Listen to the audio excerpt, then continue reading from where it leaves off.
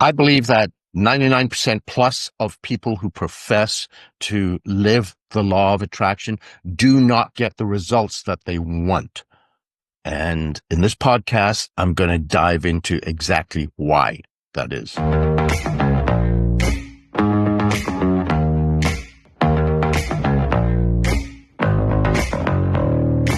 There are many people who profess to live by the law of attraction, but I believe that almost all of them do not get the results they want. And that's what this podcast is about. So first of all, let's dive into what is the law of attraction. Well, simply put, it states that what you focus on and infuse with emotion is what you start to create in your life, what you start to manifest. And there's a way of understanding this from a scientific point of view and from a much more woo-woo point of view. And I want to touch on that. From a scientific point of view, we have a way of filtering information. We get so much information from the world out there. There's more than we could ever process. So our brain has to sort out what is important to us. And we have something called the reticular activation system in our brains. And what that does is it filters out all these billions of bits of information to highlight and bring our attention to what is important to us. So, for example, if you suddenly decide, I need a new car, you may be driving to work the same way you've driven for weeks, months, years, and they may have been a billboard there for years. But suddenly, now you see it and you go, oh, I like that. I think that's something like what I want. And that's because your reticular activation system is allowing that information to come through. It wasn't relevant to you before. Now it is, because you're thinking, I want a new car. And so you're looking for information for that. So in the same way, if you set goals, if you create a vision and if you focus on that, you start seeing opportunities and things that may be synergistic to that you might not have noticed if you didn't do that. And whatever you tend to focus on is what the reticular activation system will filter for. So there is some correlation from a scientific point of view around this. Now, in the more spiritual approach, what a lot of the New Age thought is, and not just New Age, a lot of spiritual thought says that what you focus on and infuse with emotion is what you will attract to you. So if you have a goal, if you have a vision, you create it, you imagine it as if it's already here, and you feel what it would be like to be living that life and all the amazing feelings. And what it says is that it's sort of like your unconscious mind. You're programming your unconscious mind with these pictures and images and emotions, and it sends these out to the universe like signals, and you start attracting things that will be there. Or if you look at a different way of looking at it, which actually ties into string theory and quantum physics, which says that there are infinite number of worlds out there with every single probability. What this approach says is that as you feel what it would be like to live that life, to feel those emotions, you change your vibrations and you actually jump realities to where that is already happening. So those are a couple of approaches that explain what happens.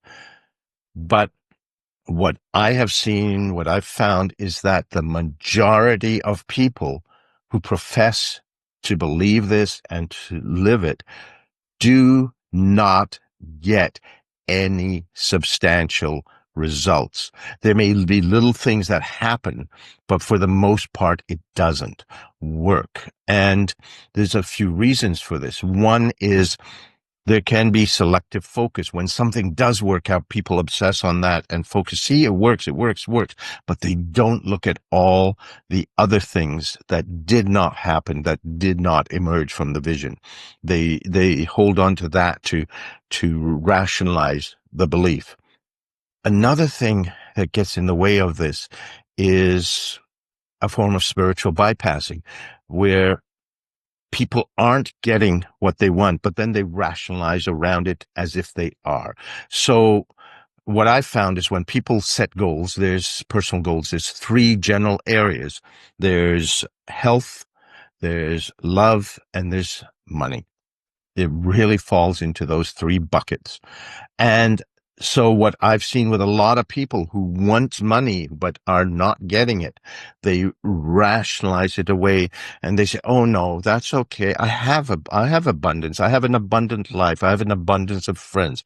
I have an abundance of wonderful experiences in nature." No, they wanted money. They didn't get it.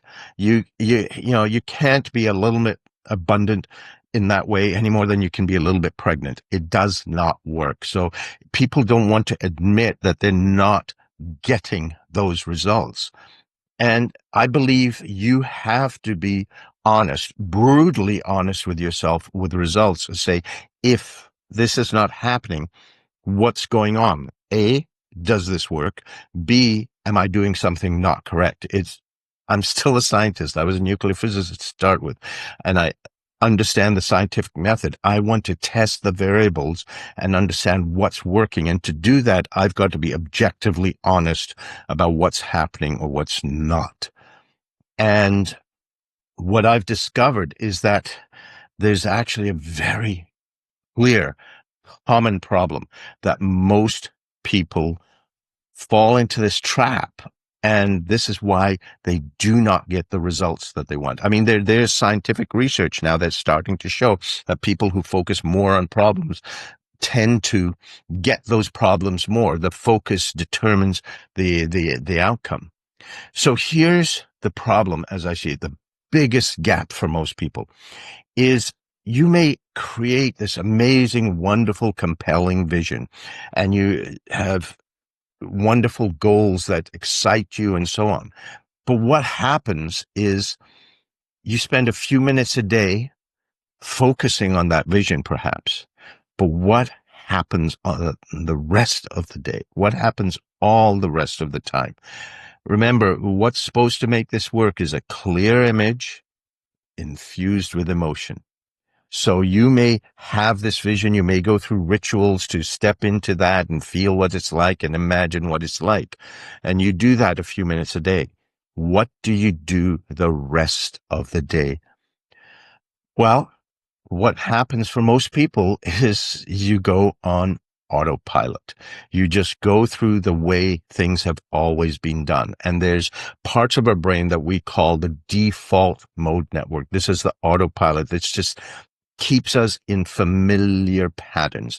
It's said, depending who you speak to, you've got anywhere from 10,000 to 100,000 thoughts a day.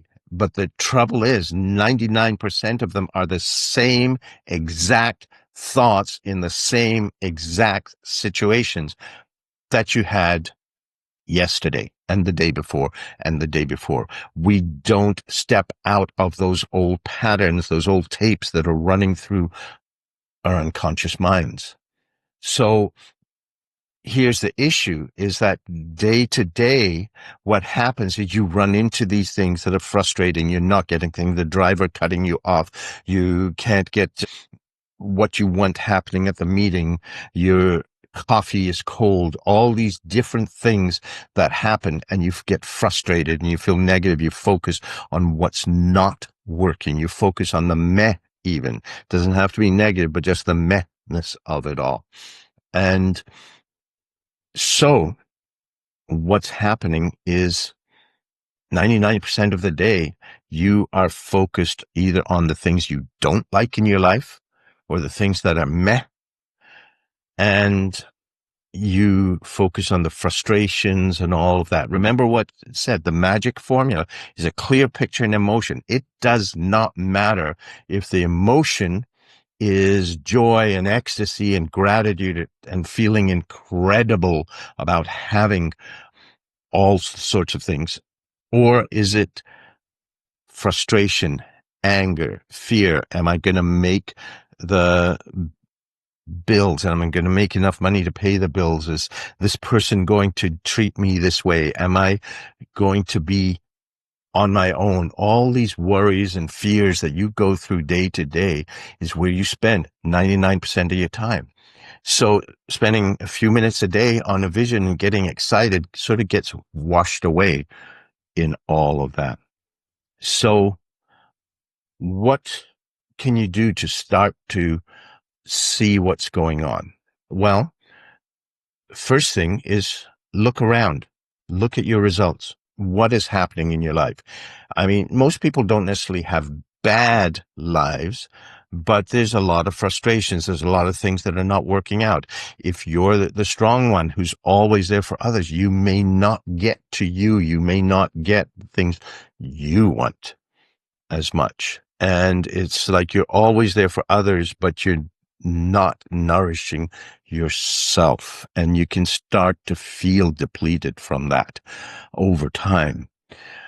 So how much of your results doesn't mean every second has to be ecstatic and joyful and so on, but how much time do you spend in meh? How much time do you spend in negativity? How much time do you spend in joy and pleasure? And where does your focus go? And again, these are habits that are anchored into your default mode network so that you focus on those because it's what's most common. It's what you know. So start to look at the results. And this is where you have to have brutal honesty. Is this where you want to be? Is this how you want to live your life with this focus? Or do you want to start to shift? This is not about your conscious thoughts. This is about your unconscious. Your unconscious mind runs 99.9% of what you do. Your breathing cannot be run effectively by your conscious mind. It is very much an unconscious process. Even clenching your fist, you cannot consciously control all the muscles that do that. You learn bit by bit when you were a baby, muscle by muscle, but then it got programmed in your unconscious. Almost everything that you do is run in your unconscious mind, including your thoughts. So this is about changing the track for your unconscious thoughts so that you change your focus in your life, so you change your experience. Whether you manifest or attract things or not, you can raise the quality of the experience that you have by where you focus. So how do you break free? I mean, this is about deprogramming old tapes that you don't even know that you have. This is about finding a way to get rid of stuff that's always been done, these thoughts, these, 9,999 thoughts that are the same as yesterday that aren't really serving you. So what can you do? I mean, this is a significant task if you're really determined to do this, and you could probably use support from a coach or a counselor to help you deprogram old patterns. But there's some things you can do to start. Okay, so I want to give you a couple of ideas on things that you can do to actually start this process of taking it from your unconscious to your conscious and then starting to reprogram where you're going. So one exercise you can do for a week is to chart your thoughts, to literally write down everything you think about. Don't judge.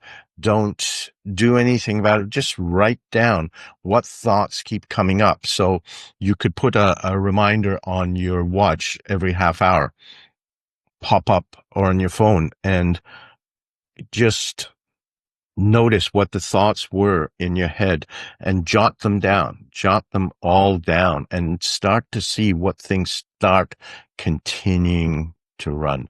When things are going well, in particular, notice what your thoughts were leading up to that experience. When things are not going well, notice what your thoughts were leading up to that experience and after. What you'll find, if you're like many others, is that while we may have certain patterns, certain thinkings that lead us into great experiences, you may let them go. shortly after the experience. But when you have negative experience, there's certain thought patterns that lead up to them. But then you may stay stuck in that because it is your default mode network to be there, and they stay for longer. So what I'm suggesting is for a week, just observe, put a reminder on your phone or watch every half hour and just reflect back. What were the thoughts? Just keep a notebook with you. And it could be at other times, even between those alarms. And as you notice the thoughts, don't change them. Don't try to push them away. Don't try to force them, because the more you try to push something away, the more you reinforce it. You're just observing and just notice, start to become aware, and then start to see if it makes sense with the experience that you have in life, with what's happening. A second thing that I believe is the biggest barrier to this is that where those unconscious thoughts come from is that head chatter, that monkey mind. They just keep going around and around, and you wind up beating yourself up or complaining or frustrating yourself. That, I believe, is the biggest barrier to really experiencing life more fully, and to starting to focus more on the things that you want, because that's where the default mode network runs all that old self-talk, all those old tapes. So what would you say if I told you I could show you how to turn that off just like that at the snap of a finger? All it would take is a week for you to practice. There would be a few minutes a day, and not all at once, just 4 or 5 times during the day, a minute or so to practice this. And then once a day, 5, 10, if you want 15 minutes to really build the muscle. But within that week, you would be able to turn that self-talk off so you can be more present where you are.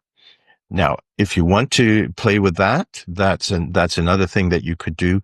I have an absolutely free e-course. Just go to silenceselftalk.com and you can start that right away. But these are two things. First of all, one is to become aware of what your thoughts are. And the second thing I found is just to shut that off. I'll be honest, I found very little use for the self-talk, for the head chatter, for the monkey mind. When I'm comparing 2 boxes in the grocery store to look at ingredients, that might be useful. Sometimes other things are, but for the most part, I found that 99.9% of the time, that self-talk is destructive, negative, and just stuck in things that take me out of the moment and wind up beating myself up or demotivating me. And I find it so much easier to just shut that off, be present, and move forward. So what do you think? Are you creating the world that you have, or are you not? Let's give this a shot. I think that if you can change your unconscious programming, you, number one, raise the quality of the life that you have now because you're present with the wonderful things more. And number two, I absolutely do believe you attract more of what you want because you're not sending out all this noise of negativity. Try it out. Let me know what you think. Put in the comments here. I'd love to hear your feedback, and let me know how these techniques work. Let me know what you think about what I see as the problem that most people run into creating the lives that they want. I'm Ravi Tangri, and this is Soul Engineering Your Life and Work, and I will see you next week. I got the